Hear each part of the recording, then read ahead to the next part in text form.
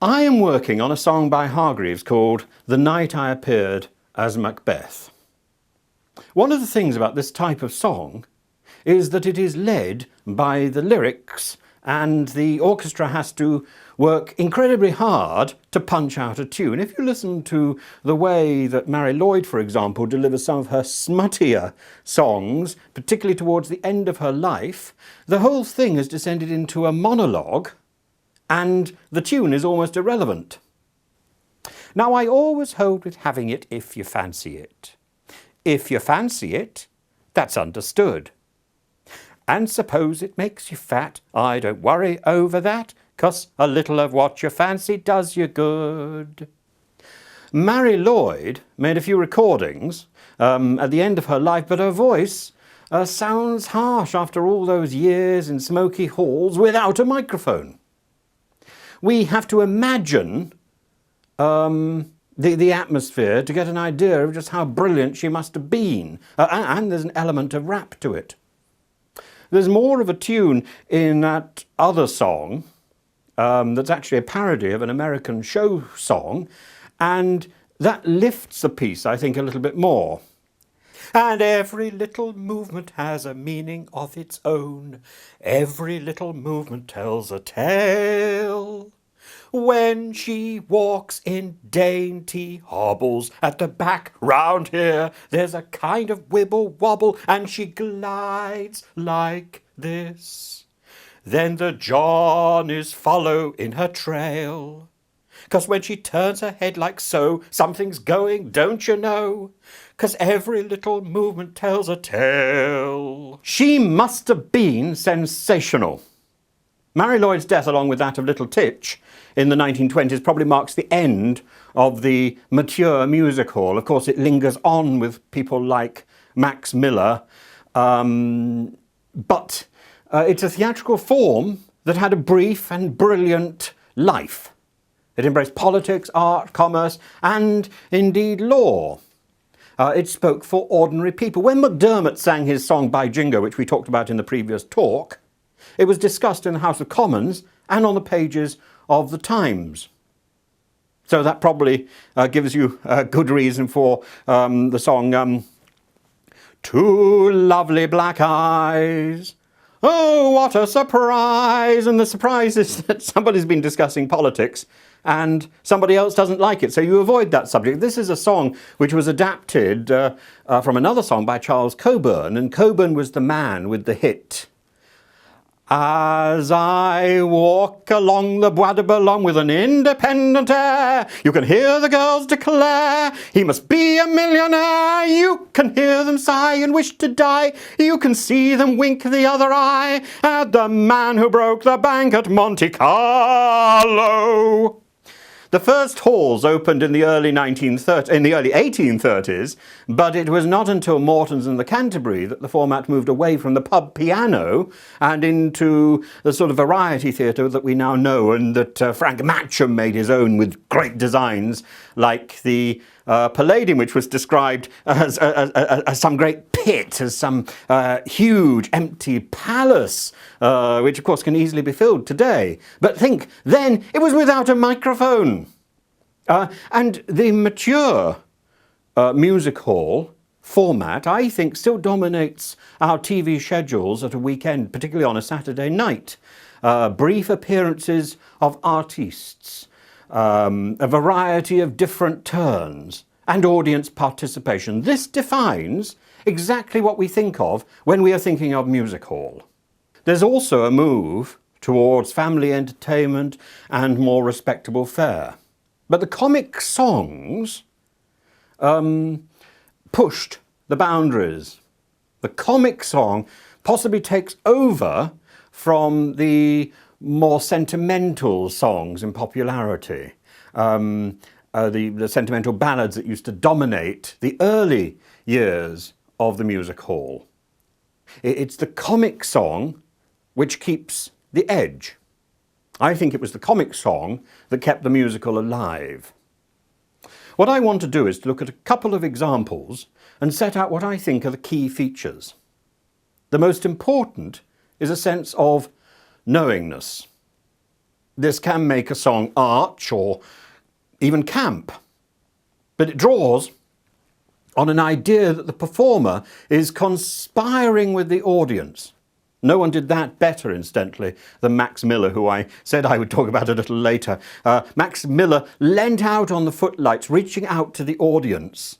And he was the one, incidentally, who developed the image of a disapproving manager just out there who somehow or other is reading the newspaper or distracted, and therefore this gives Max the opportunity to do some of his jokes from his little blue book. Frankie Howerd, Larry Grayson, Julian Clary, these are all comics who have developed the idea of that, who've developed the idea that there are characters we never see who somehow define their performance. And because the audience is conspiring with the performer, they are engaged, they're involved in the act. And the artistes took the trouble to fully identify with their audience. These people share the same background. I mean, you know, the swell character, even the swell character is often down on his luck, like his audience, like Burlington Bertie or the tramp who lives on Trafalgar Square with 4 lions to guard me, fountains and statues all over the place, and the metropole staring me right in the face. I'll own it's a trifle draughty, but I look at it this way, you see. If it's good enough for Nelson, it's quite good enough for me. The cost singer, who's the sort of ultimate poor character in the music hall, and indeed is a barrow boy, was talking about what his audience knew and probably shared. They did the same thing. You know, what a great view if it wasn't for the houses in between. Vesta Victoria is sort of female equivalent of this. You know, she's always doing victim songs like there was I waiting at the church, waiting at the church, waiting at the church. And when she finds out that she gets dumped, her fiancé explains that he cannot marry her because my wife won't let me. She also did a great song about a girl whose fiancé gets stolen by her mother. Now I have to call him father. But oddly, she might best be known for a fairly innocuous sounding song, which when her delivery became saucy, even racy. Daddy wouldn't buy me a Bow Wow. As for racy, in the 1930s, there was a great song. In the 1950s, there was a great song which Kenneth Williams recorded. And I remember Danny LaRue doing it too in the good old days with great aplomb about a marrow competition. However, the same vegetable potential had already been explored by Harry Champion.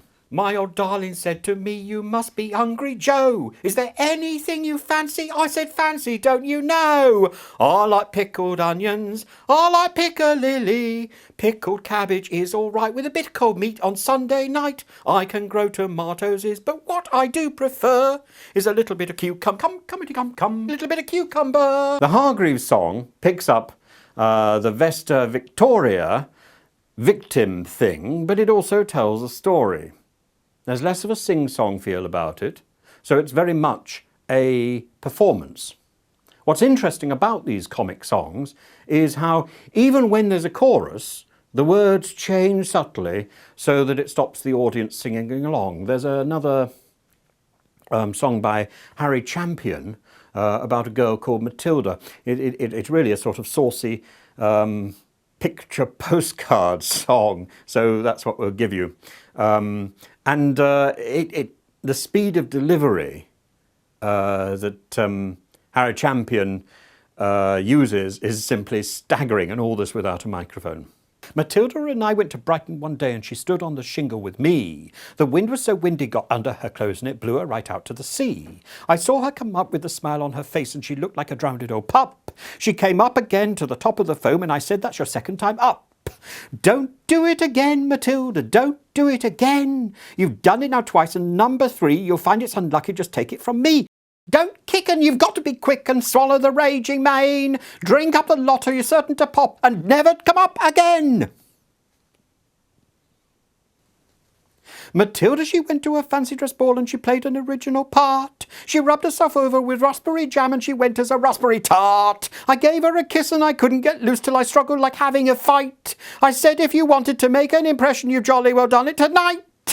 Don't do it again, Matilda, don't do it again. That raspberry jam must be made of glue, it cannot be helped, 'cause I'm sticking to you. My luck I knew was up, I'm starting to lose my train. I can't get about when you're stuck to my start, so don't do it again. I'll never forget on the day I got wed and there's only your humble to blame. Matilda insisted on washing my shirt as I had only one shirt to my name. She sent it along and when I put it on I discovered that I was a J. She'd starched it all over from bottom to top, so I wrote her a letter to say, don't do it again, Matilda, don't do it again. The dick is as stiff as a rusty nail and the back of it's wagging about like a tail. My shirt doesn't have to toddle around and explain. It's stiff as a pin and I can't tuck it in, so don't do it again. Now, the Macbeth song was sung by Billy Merson, and there's a recording of him doing so. This was a performer who made a name with a great song about a Spaniard, but he's otherwise best known for his association with George Formby Sr., and in our version of the Macbeth song, we therefore pay tribute to Formby's son, the lad with the ukulele from Wigan. And as for Billy Merson, well, his hit song about the Spaniard was popularised in America by a man called Al Jolson, so that was really the end of that. Merson also appeared in a few films, but I fear that the artists of the music hall did not adapt well to the changing media, and whether they dabbled in film or not, other than Chaplin and Stan Laurel, really it was not very successful. It might have been the cinema, or it might have been radio, that dealt the death blow to the music halls, but it might also have been the steady move towards respectability, away from innuendo, away from the ribald, away from the earlier drinking songs that kept the entertainment focused fully on the audience. Thank you very much.